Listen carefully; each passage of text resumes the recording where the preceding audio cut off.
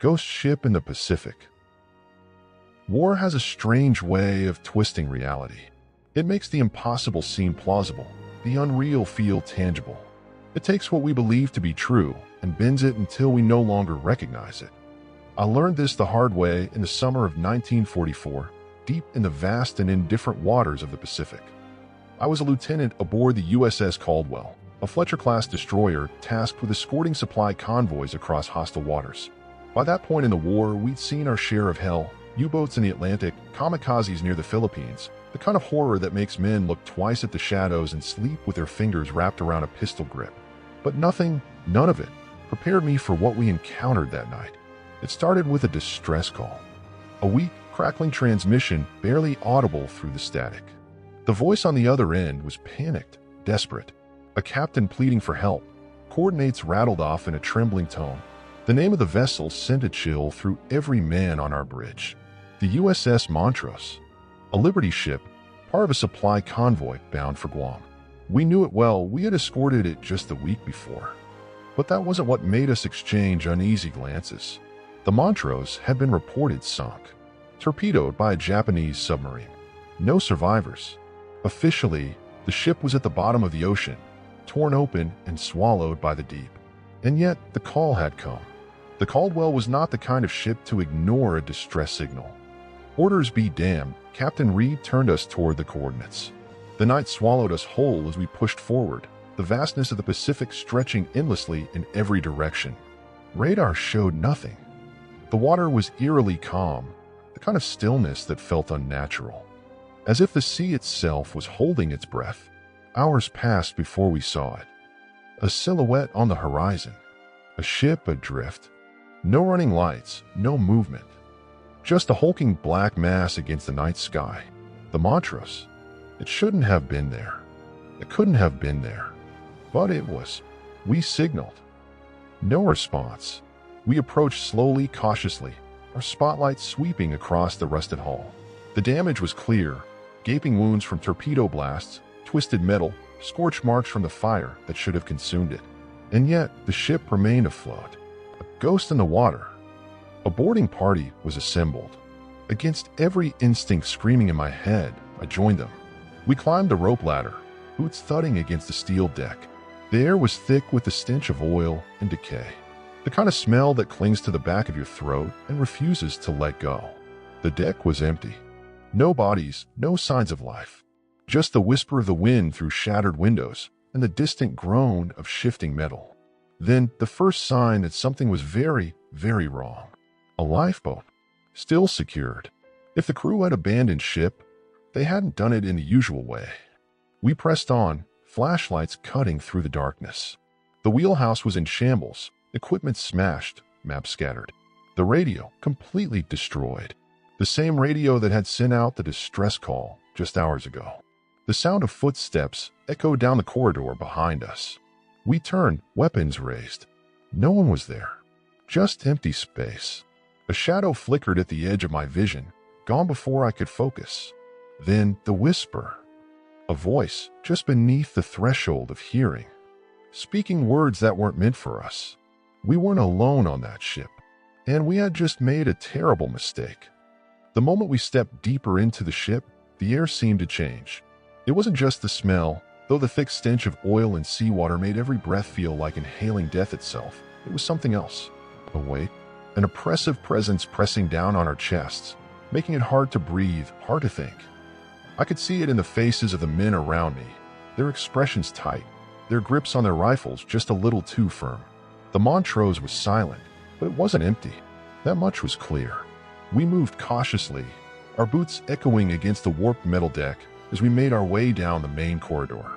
The walls were streaked with rust and something darker, something that had dried long ago but still held the memory of violence. The doors to the crew quarters were open, bunks still made, personal belongings scattered as if the men had left in a hurry. A half-smoked cigarette rested in an ashtray, burned down to the filter. Someone had been here when the ship was hit. Someone who had left in the middle of an ordinary moment, never to return. Then we found the first body. It was slumped against the bulkhead, half hidden in the shadows. The uniform was still intact, but the flesh beneath it had withered, pulled tight over bones like old parchment. The eyes were gone, hollow sockets staring up at us in silent accusation. The strange thing, beyond the fact that there was a body at all, given that the ship was supposed to have been lost, was the position of the corpse. No signs of struggle. No wounds. Just sitting there. As if the sailor had simply stopped breathing and never moved again. We should have left right then. Any sane man would have. But we weren't sane. We were soldiers. And soldiers don't run from ghosts. We pressed on, moving toward the cargo hold. If there were survivors, if by some impossible chance someone had remained behind, we had to check every inch of the ship. The hold was deep, cavernous, stacked with crates that should have been delivered days ago. The scent of mildew and salt filled the space, but something else lingered beneath it, a metallic tang, sharp and bitter. Then the whispering started again. At first, I thought it was the wind. But wind doesn't carry words. It doesn't shape itself into half-heard phrases that slither into your ear and curl around your thoughts. It was English, but not quite. Twisted, stretched, like a record played at the wrong speed. A question repeated over and over, too quiet to fully understand. Then the lights flickered. And suddenly, we weren't alone. Shadows shifted between the crates, moving where nothing should move. The men with me froze, their breaths coming in quick, sharp gasps. One of them, Wallace, a radio operator, took a step back, his foot catching on something. He hit the floor hard, and the sound echoed like a gunshot in the suffocating quiet. Then, everything happened at once. The ship groaned, a deep, shuddering sound that came from the bones of the vessel itself. The whispering grew louder, rising to an urgent, pleading wail. The shadows surged forward, swallowing the dim light of our flashlights, wrapping around us like ink and water. And then the screaming began. Not from us, from the ship, from them. Voices filled the air, overlapping, colliding, men begging for help, calling out names, sobbing, choking. I heard them all at once, a chorus of the dead crying out from whatever place they had been trapped. And beneath it all, one voice rose above the rest, clearer than the others.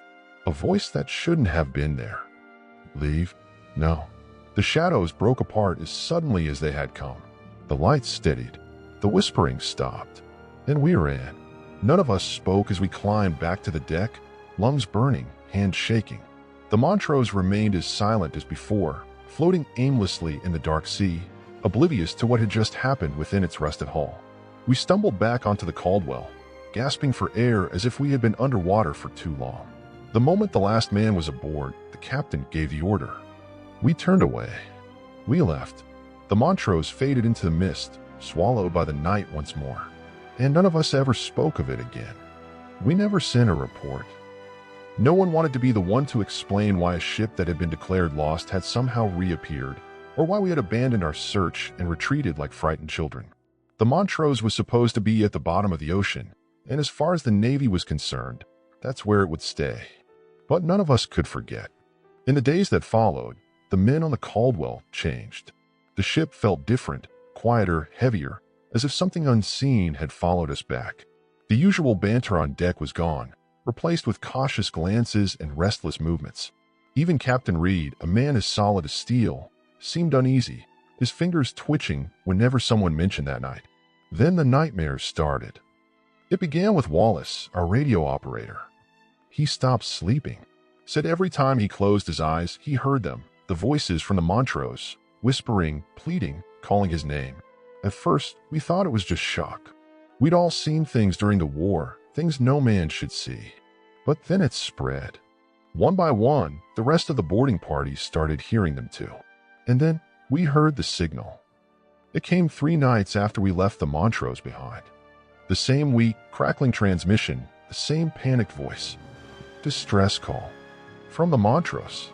We knew what we had to do.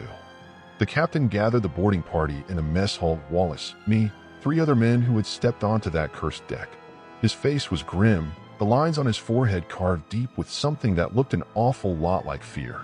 He didn't waste time with speeches. He simply told us the truth. We had brought something back with us, and we needed to return it. No one argued. No one asked what it was. We didn't want to know. The Caldwell altered course, returning to the last known coordinates of the Montrose. The crew, The men who hadn't been there that night didn't question the order, but they felt it. The unease, the way the air felt charged, like the moment before a lightning strike. Even the ocean itself seemed different, the waves slower, the sky darker, as if the world around us knew what we were about to do. Then, through the mist, we saw it, right where we had left it, waiting. This time, no one boarded. Wallace walked to the stern of the Caldwell, carrying something wrapped in canvas. He didn't tell us what it was, but we didn't need to ask. We just watched as he stepped to the edge, took a deep breath, and threw it into the sea. The moment it hit the water, everything changed. The air grew warmer. The waves picked up. The oppressive silence that had hung over us for days lifted, replaced by the familiar sounds of the ocean, the wind, the ship. It was as if the world had exhaled, as if something that had been holding its breath had finally let go. We turned the Caldwell around and never looked back. The Montrose was gone, vanished, as if it had never been there at all. We never spoke of it. Not officially. Not in reports, not in whispered conversations over cigarettes in the dead of night. But we remembered. And sometimes, when the radio crackled in the dark, when the wind carried a voice that wasn't really there, we knew. The Montrose was still out there, and it was still waiting.